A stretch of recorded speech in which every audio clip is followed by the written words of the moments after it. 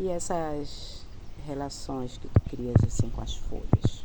Fala um pouquinho disso pra gente. As folhas. Eu acredito que sem folha não existe o orixá. Porque as folhas é uma coisa muito importante pra gente. Tem muitos fundamentos. Cada santo tem a sua folha. Então, sem a folha, sem a vida da natureza, porque pra gente dar vida para um santo, para ter fé nele, a gente tem que ter as folhas, a gente tem que ter os banhos de ervas que são feitos, que vêm das folhas. Então a folha ela é um elemento muito importante para a nossa religião, que sem folha não existe orixá. Foste criado assim em terreiro, em quintal, Leandro? Como é que é um pouco essa história assim? Bom, a gente morava, como a maioria da minha parte foi em Tomiaçu, a gente morava mais dentro, a gente não chegava a morar na cidade mesmo, a gente morava mais dentro do interior de Tomiaçu. Então, era muito assim, foi uma infância, digamos que meia dificultosa, mas uma infância feliz. Porque a gente vivia brincando, a gente ia pra roça com a nossa mãe, participava das colheitas de cacau lá, colhíamos pimenta, a gente trabalhava na fazenda de um japonês lá. Então, digamos que a espiritualidade, querendo ou não, ela sempre me cercou de todas as formas. Então, sempre estive em contato com a natureza, sempre estive em contato com as pessoas, né, da natureza, que são nossos encantados.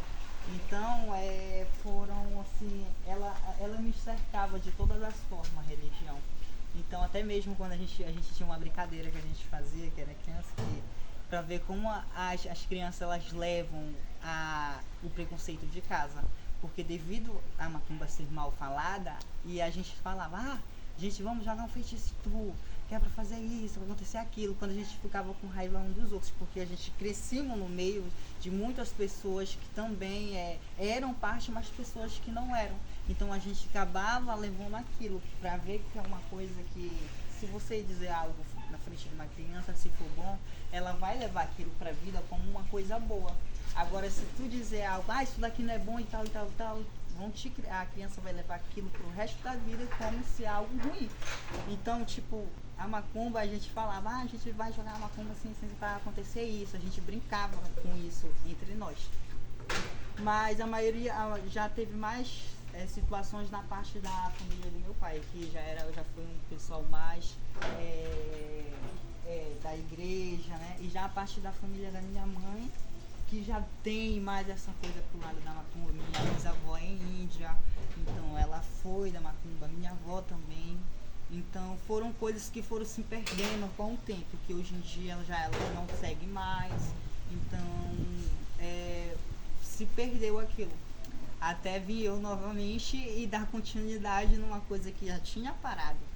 Então eu tô aqui seguindo e eu quero poder levar mais sobre isso, principalmente para as escolas, para as áreas urbanas, pelo interior, que são pessoas de difícil acesso às histórias também do nosso antepassado, porque foram criados num ritmo diferente. E como foi um pouco essa tua relação com a escola, assim? Na escola, a escola foi uma coisa assim muito... Pra falar a verdade, eu não tenho muitos momentos bons da escola. Só era mesmo estudar. Quando eu estudava, eu me dedicava a estudar e ir para casa. Quando não íamos para a escola, a gente íamos ajudar a nossa mãe na roça, no trabalho, colher cacau. Então, tivemos uma pequena infância. Não vamos se dizer que foi aquela infância maravilhosa e feliz, não. Tivemos aquelas pequena infância, mas também fomos crianças num determinado momento. E esse desejo de ir para a escola hoje tem a ver com isso, assim, de vivenciar outros momentos mais felizes? Sim, de ter essa relação novamente, de ter esse contato novamente, mas não só apenas como um aluno, levar conhecimentos do que eu aprendi na vida e contar as histórias do que eu passei, para que essas crianças não tenham o mesmo caminho e o mesmo destinatório que eu tive. Então, gente, estudem, não desistam dos seus estudos, busquem aprender, busquem a escola, que a escola é a melhor coisa, que vai ter um trajetório para vocês na caminhada de vocês. Então aproveite todo esse momento. Quem tem essa oportunidade, estude. Boa tarde, que a vida de vocês seja de axé, mas estude, porque a escola é o melhor caminho.